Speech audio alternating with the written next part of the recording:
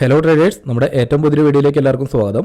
ഇന്നത്തെ വീഡിയോയിൽ എക്സലൻസിൽ ഒരു അക്കൗണ്ട് ഓപ്പൺ ചെയ്യുന്നത് തുടങ്ങി. ഒരു ബിഗിനർ എന്തൊക്കെ കാര്യങ്ങൾ അറിഞ്ഞിരിക്കാനുണ്ടോ അതിനെപ്പറ്റിയെല്ലാം ഞാൻ ഡീറ്റെയിൽ ആയിട്ട് തന്നെ ഇതിനകത്ത് പറഞ്ഞു പോകുന്നുണ്ട്. അതുപോലെ എക്സലൻസിൽ ഇതുവരെയായിട്ട് അക്കൗണ്ട് ഓപ്പൺ ചെയ്യാത്ത ആരെങ്കിലും ഉണ്ടെങ്കിൽ അക്കൗണ്ട് ഓപ്പൺ ചെയ്യാനുള്ള ലിങ്ക് ഞാൻ വീഡിയോയുടെ ഡിസ്ക്രിപ്ഷനിലും കമൻറ്റ് ബോക്സിലും കൊടുത്തിട്ടുണ്ട്. അതുവഴി നിങ്ങൾക്ക് ഒരു ഫ്രീ ആയിട്ടൊരു അക്കൗണ്ട് ഓപ്പൺ ചെയ്യാനും പറ്റും കേട്ടോ. അതുപോലെ ആ ഒരു ലിങ്കിൽ ക്ലിക്ക് ചെയ്ത് കഴിഞ്ഞാൽ നമ്മൾ നേരെ വന്നെത്തുന്നതും ഈ ഒരു പേജിൽ തന്നെ ആയിരിക്കും. വളരെ സിമ്പിളായിട്ട് തന്നെ ഒരു അക്കൗണ്ട് എടുക്കാം. ഫസ്റ്റ് ഇതിനകത്ത് രജിസ്റ്റർ എന്ന ഓപ്ഷനിൽ ക്ലിക്ക് ചെയ്തതിന് ശേഷം ആ mail I D, country mail I D, നമ്മുടെ കൺട്രി ഏതാണോ അത് കറക്റ്റായിട്ടൊന്ന് സെലക്ട് ചെയ്ത് കൊടുക്കുക. അതിനുശേഷം മെയിൽ ഐ ഡി, ഒരു മെയിൽ ഐ ഡിയും കറക്റ്റായിട്ട് കൊടുത്ത് ഒരു സ്ട്രോങ് ഒരു പാസ്വേഡും കൂടെ കൊടുത്തു കഴിഞ്ഞാൽ നമ്മുടെ അക്കൗണ്ട് നേരെ ഓപ്പൺ ആവും. ഓക്കെ അല്ലേ? വളരെ സിമ്പിളായിട്ട് നമുക്കൊരു അക്കൗണ്ട് ഓപ്പൺ ചെയ്തെടുക്കാനായിട്ട് പറ്റും. ഞാൻ ഈ ഒരു ഡീറ്റെയിൽസ് ഒന്ന് കൊടുത്തതിന് ശേഷം ബാക്കി കാര്യങ്ങളൊന്ന് പറഞ്ഞുതരാം. ഇപ്പം നമ്മുടെ ആ ഒരു മെയിൽ ഐ ഡിയും അതുപോലെ തന്നെ പാസ്വേഡും കൊടുത്ത് കണ്ടിന്യൂ കൊടുത്തതിന് ശേഷം നമ്മൾ നേരെ ഈ ഒരു പേജിലേക്കായിരിക്കും എത്തുക. ഇനി ഇതിനകത്ത് നോക്കേണ്ട കാര്യം, ഇപ്പോൾ ഡെമോ അക്കൗണ്ടിലാണ് ഞാൻ ബാക്കി കാര്യങ്ങളൊക്കെ പറഞ്ഞു തരുന്നത്. ഓക്കെ അല്ലേ? ഇപ്പോൾ റിയൽ അക്കൗണ്ടിലേക്കാണെങ്കിൽ ഇപ്പോൾ അക്കൗണ്ട് ഓപ്പൺ ആയിട്ടുണ്ട്. പക്ഷേ റിയൽ മണി കാർഡ് ആണെങ്കിൽ ഇതിനകത്ത് കുറച്ച് കാര്യങ്ങളൊക്കെ കംപ്ലീറ്റ് ആവാനുണ്ട്. അത് ഞാൻ നെക്സ്റ്റ് വീഡിയോയിലായിട്ട് കുറച്ചും കൂടെ ഡീറ്റെയിൽ ആയിട്ട് തന്നെ പറഞ്ഞുതരാം. കംപ്ലീറ്റ് പ്രൊഫൈലിലേക്ക് നോക്കിയിട്ട് കുറച്ച് കാര്യങ്ങൾ കൊടുത്തു കഴിഞ്ഞാൽ നമ്മുടെ റിയൽ അക്കൗണ്ട് ഓപ്പൺ ആവും. പിന്നെ അത് ഞാൻ ഡെമോ അക്കൗണ്ടിൽ കാര്യങ്ങളൊന്ന് പറഞ്ഞുതരാം. ഇപ്പോൾ ഡെമോ അക്കൗണ്ട് ഇവിടെ തന്നെ കിട്ടിയിട്ടുണ്ട്. അതിനുശേഷം അതിൻ്റെ ഡീറ്റെയിൽസും കാര്യങ്ങളൊക്കെ ഈ ഒരു സൈഡിൽ തന്നെ ഉണ്ടാവും. നമ്മളിതിനകത്ത് നേരെ കൊടുക്കേണ്ട ട്രേഡ് എന്ന് പറഞ്ഞ ഓപ്ഷനിലേക്ക് ഒന്ന് ക്ലിക്ക് ചെയ്ത് കഴിഞ്ഞാൽ നമുക്കിവിടെ എക്സ്നെസിൻ്റെ ഇത് തന്നെ കാണാൻ പറ്റും. എക്സ്നെസിലേക്ക് തന്നെ ഞാൻ ഡയറക്റ്റായിട്ട് കൊടുക്കുന്നുണ്ട്. നമുക്കിത് ഓപ്പൺ ചെയ്ത് വരുന്നുണ്ട്. ഈ ഒരു രീതിയിലായിരിക്കും കേട്ടോ നമുക്ക് പേജ് കിട്ടുന്നത്. ഇതൊക്കെ വളരെ സിമ്പിളാണ്. നമുക്ക് ട്രേഡിംഗ് വ്യൂവിലുള്ള പോലെ തന്നെ ആ ഒരു ചാർട്ടിൻ്റെ കാര്യങ്ങൾ മാത്രമാണ് ഇതിനകത്ത് വരുന്നത്. അത് ഞാൻ എങ്ങനെയാണ് മാറ്റുന്നതെന്നുള്ള കാര്യങ്ങളൊന്ന് കാണിച്ചു തരാം. അതുപോലെ ഈ സൈഡിൽ നോക്കുമ്പോൾ നമ്മുടെ വാച്ച് ലിസ്റ്റും കാര്യങ്ങളൊക്കെ കൊടുത്തേക്കുന്നത് കാണാൻ പറ്റും. ഇപ്പോൾ ഓരോ പേഴ്സിൻ്റെ ആണെങ്കിൽ യൂറോ USD GBPൻ്റെ ആണെങ്കിൽ USD JPY ആണെങ്കിലും അങ്ങനെ ഓരോ പേഴ്സിൻ്റെ കൊടുത്തേക്കുന്നത് കാണാൻ പറ്റും. ഇതിപ്പോൾ ഗോൾഡിൻ്റെ ആണ് ഇരിക്കുന്നത്. ഓക്കെ അല്ലേ? ഇതിനകത്ത് ഞാൻ യൂറോ USD ഒന്ന് കൊടുക്കാം. ഇതിനകത്ത് സൈഡിലേക്ക് നോക്കുവാണെങ്കിൽ നിങ്ങൾക്ക് അതിൽ സ്പ്രെഡ് എത്രയോ കാര്യങ്ങളൊക്കെ കൊടുത്തേക്കുന്നത് കാണാൻ പറ്റും കേട്ടോ. സ്പ്രെഡ് എന്ന് പറയുമ്പോൾ ഒന്നുമില്ല, ബ്രോക്കറുടെ കമ്മീഷനായിട്ടാണ് ഇവിടെ വരുന്നത്. ഇപ്പോൾ യൂറോ USD, ഇപ്പോൾ ബിഗിനേഴ്സൊക്കെയാണ് യൂറോ USD അങ്ങനത്തെ ഏതെങ്കിലും പേഴ്സൊക്കെ നോക്കുക. അതുപോലെ ഞാൻ ഗോൾഡിൻ്റെ തന്നെ എടുക്കാം.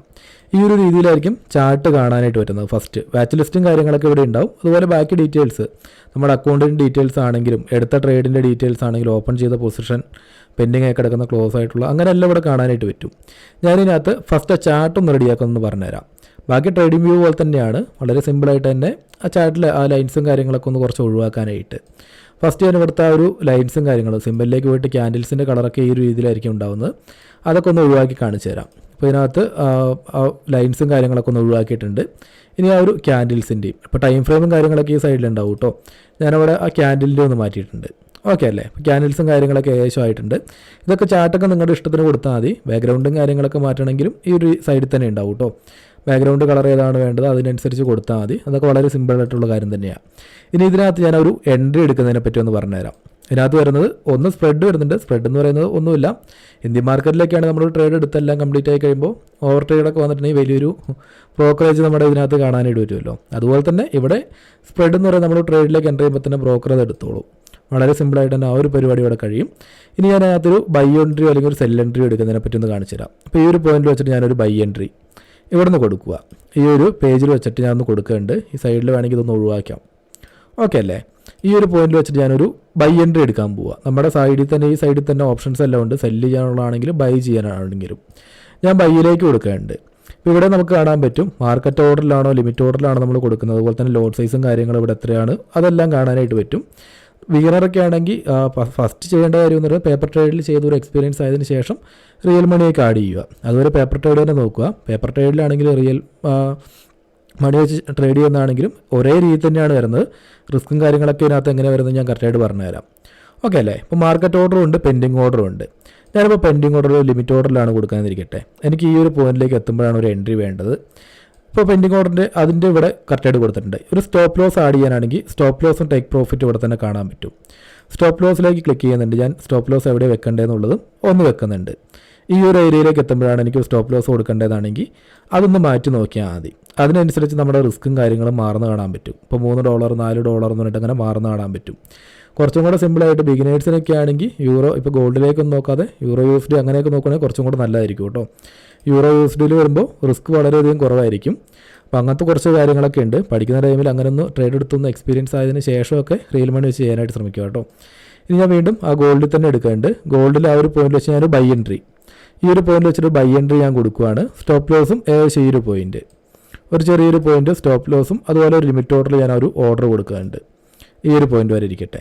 ഇനി നമ്മൾ ടേക്ക് പ്രോഫിറ്റ് കൊടുക്കാനായിട്ട് വിട്ടുപോയി, അല്ലെങ്കിൽ ടേക്ക് പ്രോഫിറ്റ് കൊടുത്തിട്ടില്ല എന്നൊക്കെ ആണെങ്കിലും ഈ ഒരു ഓർഡർ ഇവിടെ ഒന്ന് കൊടുക്കേണ്ട 0.01 ഞാനൊരു ഓർഡർ അവിടെ കൊടുത്തു. ആ ഒരു പോയിന്റിൽ വെച്ചിട്ട് ഞാനൊരു ഓർഡർ കൊടുത്തിട്ടുണ്ട്. ഈ ഒരു പോയിന്റിൽ കേട്ടോ, ഈ ഒരു പോയിന്റിൽ വെച്ചൊരു ഓർഡർ കൊടുത്തിട്ടുണ്ട്, പെൻഡിങ്ങിലാണ് കിടക്കുന്നത്. അതുപോലെ ഇതിൻ്റെ താഴെ എസ്എലും കൊടുക്കുന്നുണ്ട്, എസ്എലും ഈ ഒരു പോയിന്റ് കൊടുത്തിട്ടുണ്ട്. ഇപ്പോൾ നമ്മുടെ ഓർഡർ അവിടെ ഏകദേശം ഓപ്പൺ ആയിട്ടുമുണ്ട്. ഞാൻ അതിന് ശേഷം എസ്എൽ ഈ ഒരു പോയിന്റിലേക്കാണ് കൊടുക്കേണ്ടത്. അപ്പോൾ എസ്എൽ അങ്ങോട്ടേക്ക് മാറ്റി കൊടുത്തു. എത്രയാണ് റിസ്ക് വരുന്നത് നമ്മുടെ കറക്റ്റായിട്ട് കാണാൻ പറ്റും. $2.71 നമുക്കിവിടെ റിസ്ക് വരുന്നത്. 0.01 ലോഡ് സൈസും കാര്യങ്ങളും കറക്റ്റായിട്ട് നോക്കണം. ഇനി ഇതിനകത്ത് നോക്കുമ്പോൾ ഇപ്പോൾ ലോഡ് സൈസും കാണാനായിട്ട് പറ്റും. ലോഡ് സൈസ് എത്രയാണ്, അതുപോലെ തന്നെ 0.01 ആണ്. അതുപോലെ തന്നെ എസ്എൽ ഇവിടെ കൊടുത്തേക്കുന്നത് കാണാൻ പറ്റും. അതുപോലെ ടാർഗറ്റ് ഇവിടെ കൊടുത്തിട്ടില്ല. ടാർഗറ്റ് കൊടുക്കണമെങ്കിലും വളരെ സിമ്പിളാണ്. ഈ ഒരു പോയിന്റിലേക്ക് ഒന്നും കൂടെ ക്ലിക്ക് ചെയ്യുക. ഇവിടെ ടേക്ക് പ്രോഫിറ്റിൻ്റെ ഓപ്ഷൻ കാണും. അതിനകത്തേക്ക് ജസ്റ്റ് ഒന്ന് കൊടുത്തു കഴിഞ്ഞാൽ ടേക്ക് പ്രോഫിറ്റ് നമുക്ക് മാറ്റാനായിട്ട് പറ്റും. ടേക്ക് പ്രോഫിറ്റ് എവിടെയാണ് കൊടുക്കേണ്ടത്, ഒരു 1:1 അങ്ങനെയൊക്കെ ആണെങ്കിൽ ടേക്ക് പ്രോഫിറ്റ് അതിനനുസരിച്ച് മാറ്റി കൊടുക്കാനായിട്ട് പറ്റും. ഇനിയില്ല വലിയൊരു ടാർഗറ്റ് തന്നെയാണ് നോക്കുന്നതെന്നുണ്ടെങ്കിൽ തന്നെ അതും നമുക്ക് അഡ്ജസ്റ്റ് ചെയ്ത് കൊടുക്കാനായിട്ട് പറ്റും കേട്ടോ. ടേക്ക് പ്രോഫിറ്റ് ഇപ്പോൾ ഈ ഒരു പോയിന്റിലേക്ക് മാറ്റുവാണെങ്കിൽ എത്രയാണ് നമുക്ക് കിട്ടുന്ന പ്രോഫിറ്റ് എന്ന് ഇവിടെ കാണിക്കുന്നുണ്ട്. ഇപ്പോൾ $2 ഈ ഒരു പോയിന്റിലേക്ക് വെക്കുകയാണെങ്കിൽ $2 പ്രോഫിറ്റായിട്ട് വരുന്നത്. ഹൈലേക്ക് കൊടുക്കുകയാണെങ്കിൽ എത്രയാണ്, $4. അത് മാറുന്ന കാണാനായിട്ട് പറ്റും.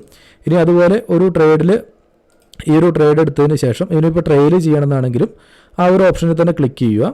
അതിനുശേഷം മെല്ലെ ഒന്ന് ട്രെയിൽ ചെയ്ത് പ്രൈസ് എവിടേക്കാണോ കൊടുക്കേണ്ടത് ആ ഒരു പോയിന്റിലേക്ക് ഇതുപോലെ അഡ്ജസ്റ്റ് ചെയ്ത് കൊടുക്കാനായിട്ടും പറ്റും. ഓരോരോ പോയിന്റ് മാറുമ്പോൾ നമ്മുടെ എസ്എൽ എത്രയാണ് വരുന്നത്, റിസ്ക് എത്രയാണ് വരുന്നത്, പ്രോഫിറ്റ് എത്രയാണെന്നുള്ള കാര്യമൊക്കെ ഇതിനകത്ത് ഡീറ്റെയിൽ ആയിട്ട് തന്നെ കാണാൻ പറ്റും കേട്ടോ. ബിഗിനേഴ്സിനൊക്കെ ആണെങ്കിൽ വളരെ സിമ്പിളായിട്ട് തന്നെ ഇതിനകത്ത് തന്നെ കാര്യങ്ങളെല്ലാം പഠിച്ചെടുക്കാൻ പറ്റും. ഇതുപോലെ തന്നെയാണ് റിയൽ മണി വെച്ച് ചെയ്യുമ്പോഴും വലിയ വ്യത്യാസങ്ങളൊന്നുമില്ല. അപ്പോൾ ഈ ഒരു കാര്യം ഇതിനകത്ത് എൻട്രി എടുക്കുന്ന കാര്യങ്ങളെല്ലാം ഒന്ന് പെർഫെക്റ്റായി കിട്ടിയതിന് ശേഷം റിയൽ മണി വെച്ച് ചെയ്താലും മതി. വളരെ സിമ്പിളായിട്ട് തന്നെ നിങ്ങൾക്ക് ഈ ഒരു ചാർട്ടിലേക്ക് നോക്കുകയാണെങ്കിൽ ട്രേഡ് ചെയ്യുന്ന കാര്യങ്ങളൊക്കെ നോക്കുകയാണെങ്കിൽ വളരെ സിമ്പിളാണ്. ഇതിനകത്ത് തന്നെ എത്രയാണ് റിസ്ക്, ഒരു ട്രേഡ് എടുക്കുന്നതിന് മുന്നേ എസ്എലും ഇപ്പോൾ പൊസിഷൻ ടൂൾ വെച്ചിട്ട് ഇവിടെ കൊടുക്കുകയാണെങ്കിൽ കറക്റ്റായിട്ട് നമുക്ക് എത്രയാണ് റിസ്ക് വരുന്നത് എന്നുള്ള കാര്യങ്ങളൊക്കെ ഇവിടെ കാണാൻ പറ്റും. ഞാൻ ആ ഒരു പൊസിഷൻ ഒന്ന് ക്ലോസ് ചെയ്തിട്ടുണ്ട്. ഇപ്പോൾ താഴേക്ക് നോക്കുകയാണെങ്കിൽ പൊസിഷൻ ഇവിടെ ക്ലോസ് ആയിട്ടുണ്ട്. പെൻഡിങ് ആയി കിടക്കുന്ന, ഓപ്പൺ ആയി കിടക്കുന്ന ഒന്നുമില്ല.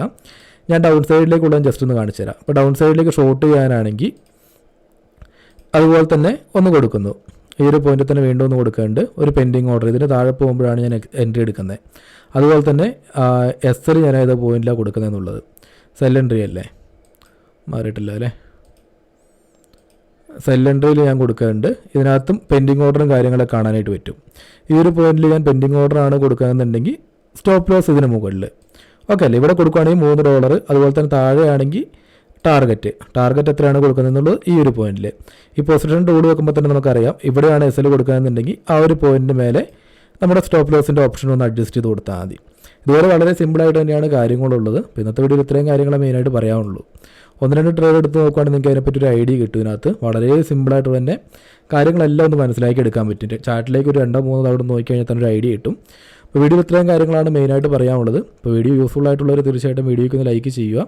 അതുപോലെ നിങ്ങളുടെ ട്രേഡിങ്ങിൽ ഫ്രണ്ട്സിൻ്റെ ഇടയിലേക്ക് ഒന്ന് ഷെയർ എത്തിക്കാനും കൂടെ ശ്രമിക്കുക. നെക്സ്റ്റ് റിയൽ അക്കൗണ്ട് എങ്ങനെയാണ് ഓപ്പൺ ചെയ്യുന്നത്, അല്ലെങ്കിൽ ബാക്കി ഇതിനകത്തുള്ള കാര്യങ്ങളെല്ലാം എങ്ങനെയാണ് കംപ്ലീറ്റ് ചെയ്യുന്നത്, ഫണ്ട് എങ്ങനെയാണ് ആഡ് ചെയ്യുന്നത്, വിഡ്രോ ചെയ്യുന്നത് എന്നുള്ള കാര്യങ്ങളൊക്കെ ഞാൻ മുന്നത്തോട്ടുള്ള വീഡിയോയിൽ കുറച്ചും കൂടെ ഡീറ്റെയിൽ ആയിട്ട് തന്നെ പറഞ്ഞുതരാം.